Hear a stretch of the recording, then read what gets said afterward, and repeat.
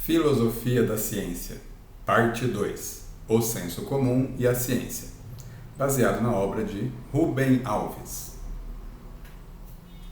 Que é isso? Ciência? Tem mais alguma coisa. Tecnologia. Mas está faltando história. Ciência, tecnologia e história. Episódio de hoje, Filosofia da Ciência, Parte 2, O Senso Comum e a Ciência. O texto que aparecer em itálico nos nossos slides aqui é de Rubem Alves, se não houver uma citação explícita. Ordem. Se fosse o Sinestro, o grande arqui-inimigo do Lanterna Verde, Hal Jordan, ele diria: adoro esta palavra. Se você não sabe, o Sinestro ele é obcecado por ordem. Quando ele era Lanterna Verde, ele era chamado pelos Guardiões do Universo de o Lanterna Verde, mais ordeiro do universo, ou o que tinha o setor mais ordeiro do universo. Bem, se um super vilão adora tanto ordem, deve ser por isso que tantos vilões são cientistas. Bem, segundo Rubem Alves, a ordem sempre fascinou os homens. Fascina tanto que até a nossa bandeira tem ordem, É a primeira palavra, Primeiro ordem, depois progresso. Na verdade, essa divisa da bandeira brasileira, ela vem da divisa dos positivistas. Está faltando uma palavra, porque para eles era amor, ordem e progresso. Aqui os republicanos no Brasil tiraram o amor, deixaram só ordem e progresso. Mas a ordem, ela com certeza fascina os homens. Por que as estações se sucedem sempre numa mesma ordem e regularidade constante? Por que as estrelas giram permanentemente? Por que certas aves migram em momentos precisos? Por que determinadas causas produzem sempre efeitos determinados e previsíveis?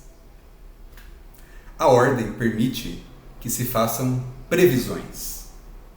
Por isso ela é fascinante. O sonho de todo jogador de roleta é descobrir o padrão de sua ordem.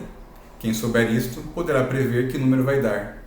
E foi assim, na verdade, que começou a teoria da probabilidade. A história da probabilidade é assunto de um outro curso desse canal, então não perca, se inscreve logo para você ser notificado e por isso ative as notificações e assim você vai acompanhar também um outro curso tão legal quanto esse.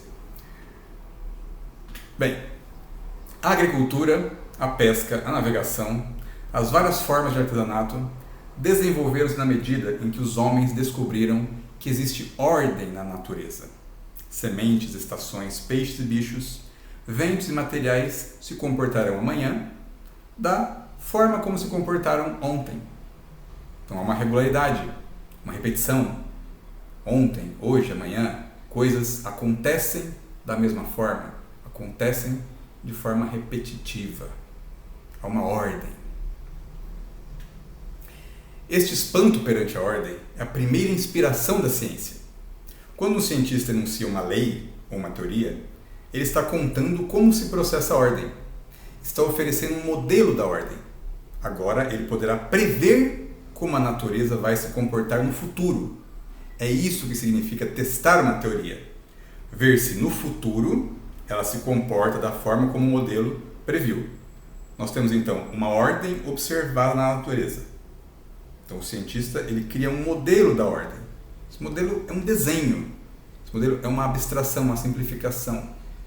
É a compreensão que ele tem daquela ordem. As coisas funcionam dessa forma.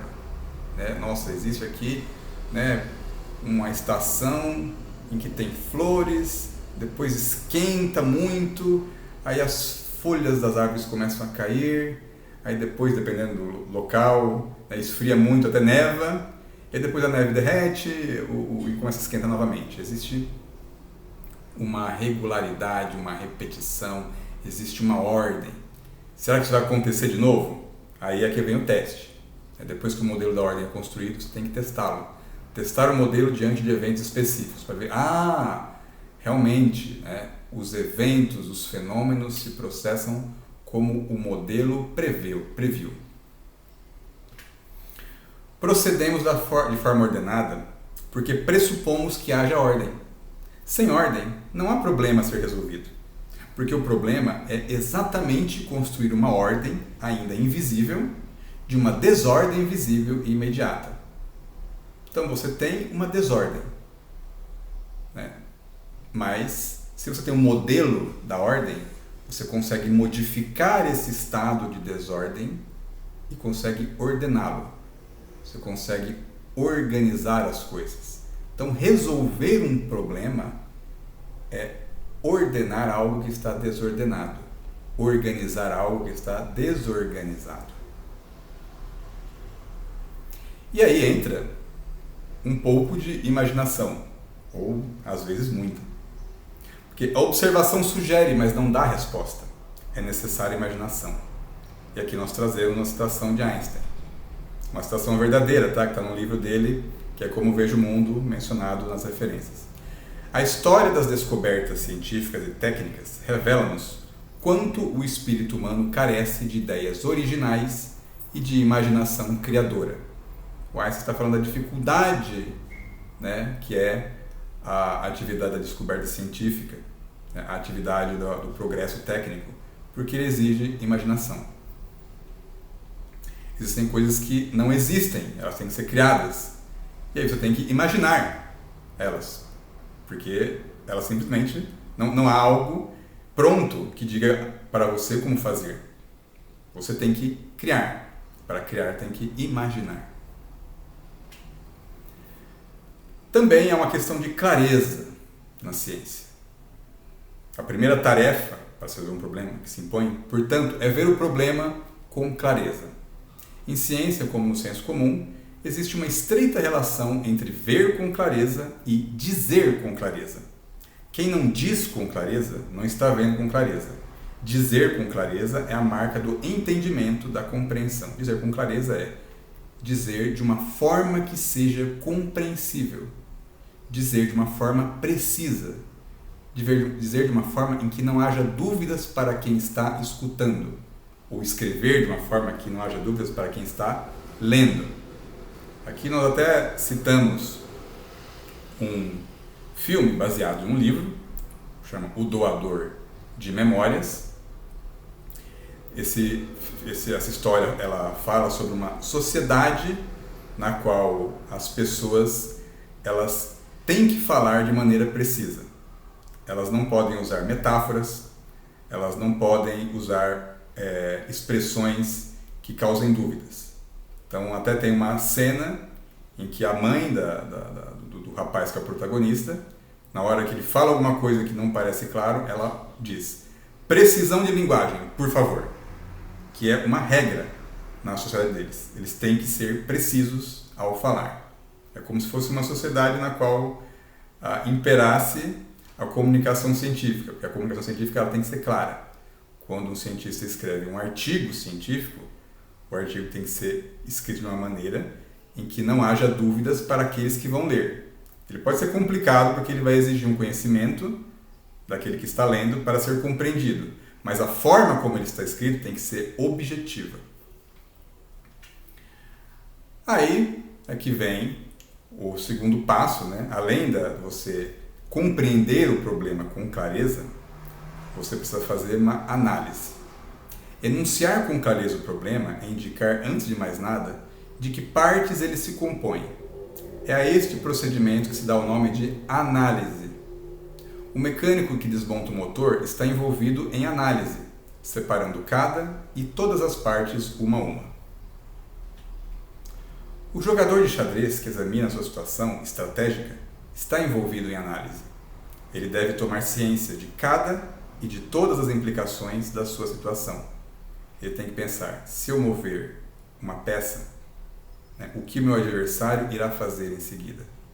Se eu mover o cavalo, o que meu adversário irá fazer? Se eu mover um peão, o que ele vai fazer? Não só qual a peça, mas para qual caso eu estou movendo. Se possível, Represente o problema de forma gráfica. O desenho revela relações que permanecem escondidas na escrita e na fala. Quando você escreve de forma algébrica, o teorema de Pitágoras, C ao quadrado é igual a A ao quadrado mais B ao quadrado, talvez essa forma não pareça muito clara, não sei para quem já entende do que se trata. Agora, quando você desenha os quadrados sobre os lados do triângulo retângulo, talvez a coisa fique um pouco mais clara. Essa é a demonstração, faz parte da demonstração do teorema. Aqui vamos citar um autor que o Rubem Alves cita no seu livro, tá? Que é o matemático húngaro George Polya. George Polya ele sugere 4 etapas para resolver um problema. Em seu livro How to Solve It, A New Aspect of Mathematical Method. Primeiro, você tem que compreender o problema. Isso é uma coisa que às vezes as pessoas esquecem. Você não pode resolver um problema se você não compreende. Na verdade, na área de engenharia de software, que é a minha especialidade, eu sou cientista da computação, existe um conceito chamado de problema perverso. O problema perverso é quando a pessoa acredita que ela entendeu o problema, mas aí ela falha, porque ela, ao tentar resolver algo que ela não entendeu, ela finalmente descobre qual que é o problema.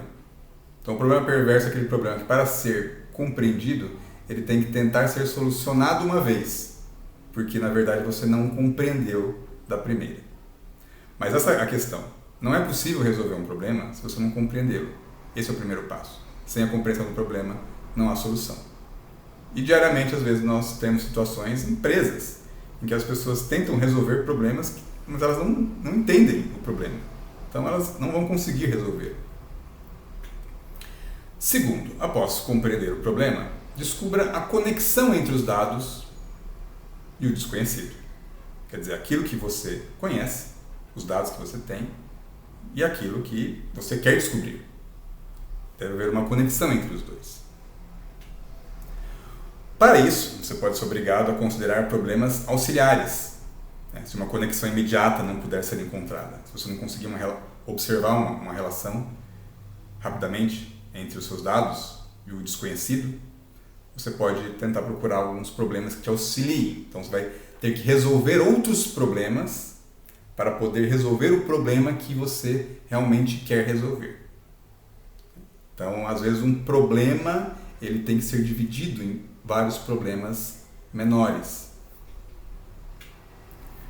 Terceiro passo que o George Polya ele propõe é execute o plano que você desenvolveu para resolver o problema. Isso pressupõe que você, ao compreender o problema